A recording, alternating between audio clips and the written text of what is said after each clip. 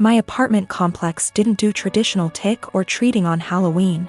Residents were advised to set out pre-packaged individual candy bags on their patios / front door areas if they wanted to participate, but the traditional knock-on-door, physically hand strangers candy was not permitted.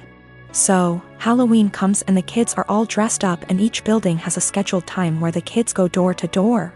I ended up having to work late, so my neighbor offered to walk my kids around with hers at our building's scheduled time. About 45 minutes later, my kids came home with a small bucket of candy. 6 little goodie bags each from individual apartments that participated. Everything was fine. And my kids didn't say anything weird had happened. They were just excited to eat candy once they got home.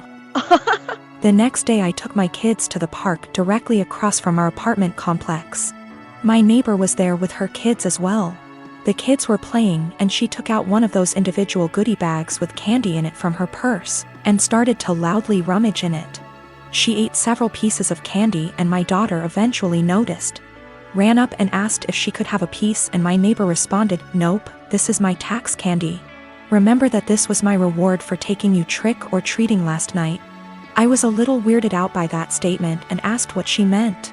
She said that since she is the one who had to take the kids out, she took 5 bags from each of my kids as a tax. Her son then chimes in and said, "You only took 2 bags from us." She responded with, "But I'm your mom. I was doing OP a favor so they get a higher candy tax." I was thinking about how to respond when I noticed that she was holding a Starburst candy and decided to just smile and nod and go back to watching my kids. I let her continue to finish off the bag of candy and then said, "Hey, aren't you vegan? You know a lot of those candies are made with animal products, right?" I explained what gelatin was and how a lot of those candies are made with it. She was horrified, Googles it, and then told her kids that they were leaving. She said something about how she was going to be sick and stormed off. Now she's giving me dirty looks every time we see her and won't let her kids play if she shows up at the park and we are there. My husband thinks I'm an asshole cause I should have either not said anything about the gelatin or said something right away when I noticed. I don't think it's my job to tell a vegan what is and isn't vegan though, and she deserved it for stealing candy from little kids. When we got home from the park after the gelatin incident, I sat my kids down and asked why they didn't tell me that the neighbor took half of their candy. My oldest kid is 6 and my youngest kid is 4. 6-year-old explained that as they went door to door during their designated trick-or-treating time, she would have my 4-year-old grab 2 bags instead of 1 from each apartment for the majority of them. She explained it to my kids that they were grabbing extra bags for her to be handed over at the end as taxation. So either freaking way she was directly taking candy from my kids or taking candy from other kids through mine. As for the authenticity of her vegan sim, I may have exaggerated when I said super vegan when I first posted this. She claims to be vegan and is very in people's faces about the benefits, etc. It's 100% about the health side. She brags about veganism curing cancer, diabetes, even some mental health issues. I have never once heard her talk about the benefits for animals. She also sells herbal tea products, customized gym clothing, etc., so she totes a pretty big vegan lifestyle. If that makes sense. Now for the gelatin.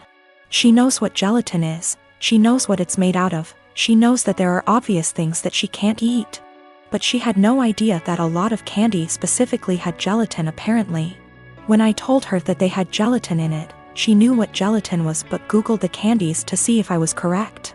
I think she is either really dumb or she eats non-vegan stuff all the time when no one's watching, and had to pretend to be horrified about it at this point. Cause a lot of you guys have pointed out that you literally can't be vegan and not know these things. I'm not vegan, I'm not even freaking vegetarian, and I know these things. My sister is severely autistic. She requires attention almost 24/7 and cannot be left alone. She is nonverbal and cannot take care of herself at all. Despite the fact that she is only 12, she is extremely destructive and violent and destroys anything she gets her hands on. I hate her. That should be wrong to say, but it doesn't feel like it. I was only 6 years old when she was born, and since then I've never solely had my parents' attention. Even since I can remember, the world has revolved around her. I was moved out of my room into the basement at 7 because she needed to be in the room next to my parents. All of my toys as a child were destroyed by her, and my parents simply ignored me when I complained. Even when I was 14 and she destroyed a Mac my school gave me, I was in the wrong. Along with this, I am expected to take care of her and drop everything I do for her. I can never make plans with friend because my parents expect me to be there if they need me to take care of her. Even when I do somehow get time to myself, I am required to leave if they need me. If I do not, then I am punished. The recent example of this is when I went to see the new Spider-Man movie and was grounded because I turned my phone off in the theater. It seems as if I am nothing more than a slave to them, and anything involving her simply overshadows me. This last week I was chosen to give a speech at a school event. I was so excited, and my parents promised to be there, but they never showed and claimed it was because of my sister. Anytime anything like this happens for me, they are too busy with her. I've held this in for so long, and it finally spilled out today. While talking about colleges with my father, he joked that I should get a degree that pays well so when they're gone I can take care of my sister. I don't know why, but this caused me to break down. I cried and screamed about how it always about her. I'm nothing more than a caretaker to them, that they always make it about her, and that I'm expected to be her slave for the rest of my life. I've locked myself in my room since then, and my parents have not come to check on me. It's not her fault that she was born the way she is. My parents came to talk to me a while after my breakdown, but I was unable to bring myself to talk to them and only cried and asked them to leave. They have made arrangements with my grandfather for me to stay with him for the time being, and am getting ready to go to his house. My parents want to talk to me, but we have decided it's best I leave for now to have some space and time to collect myself. We will be sitting down and talking later this week about this issue. My twin sister, May, and I are identical. At the end of our first year of college, I was in a car accident, and I ended up with a facial scar and major trauma. I started seeing a therapist because of the nightmares and the fact that I was panicking any time I got into a car. That led to me realizing there were some deeper issues, which we worked on. As part of that work, I got a physical. Started working with a dietitian to fix my diet and the smorgasbord of vitamin deficiencies it caused. I started working out, strength training 3 days and sprints or hit on 3 with our older sis. By the end of our first year of college, we had each gained about 30 pounds. By the end of the next year, I had lost half of it, but I was smaller at 134 pounds than my previous 120 because of the muscle mass. And that's been my size for the past half-decade. I found a new beautician, and she gave me long layers to make my natural curls be curls instead of waves of frizz. I always wanted, but that my old one said would look bad, and refused. I stopped bleaching it and let it go its natural dark blonde / light brown. I stopped spray tanning. Again, that's been my look for the past 5 years. I live in a rural area, and the internet isn't great. Things like FaceTime just aren't options, and I can't post a lot of pics on social media /see of it. This is relevant because a big issue is that May didn't see me over the quarantine. We talked on the phone a couple times a week, but it mostly revolved around her wedding planning. She got engaged before the Rona put us on lockdown.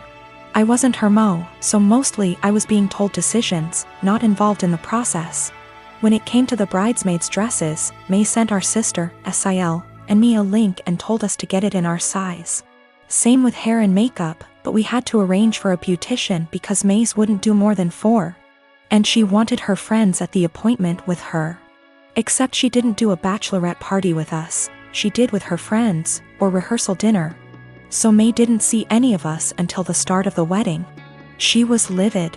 Apparently, she thought we would have stopped working out because of the Rona, even though we did it at home. Or that we would have stopped when she announced her engagement, so we didn't upstage her.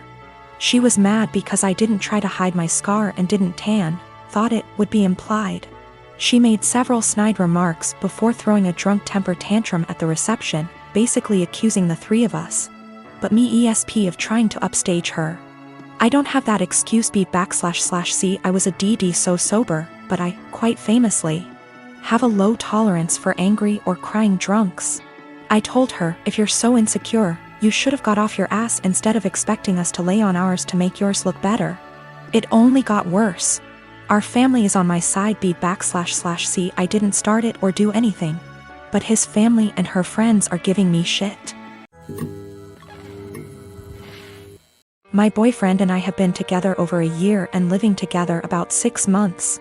He's an extremely light sleeper. We never used to have problems, but I'm now on medicine that causes me to have more insomnia, so it's harder for me to fall asleep. Lately, we've gotten into fights because he's being absolutely unrealistic about any noise in general. I can't clear my throat quietly, sneeze or even yawn without him grumbling, groaning, or yelling at me at how loud I'm being. When I say yawn, I don't mean some exaggerated TV yawn, but literally the sound of me silently taking in and expelling air from my mouth 3-4x over the course of 2 hours sets him off. Sneezing is very rare and it's also quiet, but if I have to make any noise, I do it as silently as possible. But it's not enough for him. When I was extremely sick with the cold, he made me sleep on the couch because I was having a tough time sleeping without being able to actually blow my nose to breathe. But when he caught it a week later, I gladly let him sleep in the bed and helped take care of him when he woke up in the night because he wasn't feeling well. I've argued with him multiple times that it's unfair for him to expect absolute silence and be mad over the air he hears from a yawn, but he just shuts me down and tells me to be quiet because I've disturbed him from being right on the edge of sleep. I understand that when you're half asleep you're particularly grumpy, we've all been there. But it winds me all the way up that I already constantly have to cater to the way he needs tons of space. Meaning I have to sleep pencil straight all night or on the side not facing him if I want to move my legs at all. And then this sound thing. I've had previous BFs who were heavy sleepers that snored, made lots of noise, and honestly that bothered me less than constantly having to be alert to his needs. He says that earplugs don't work and he only likes to hear the fan, so white noise is out of the question. I don't want to go downstairs because then I'll just stay up, and I don't want to keep taking melatonin every night, but I'm this close to not renewing our lease together next year if things don't change. It also makes me feel like if we got married and had kids he'd just expect me to be up all the time dealing with the baby, so he can sleep, or complaining about his sleep, or if one of us was to have a chronic sickness that we'd have to sleep in different bedrooms, because of how selfish he is.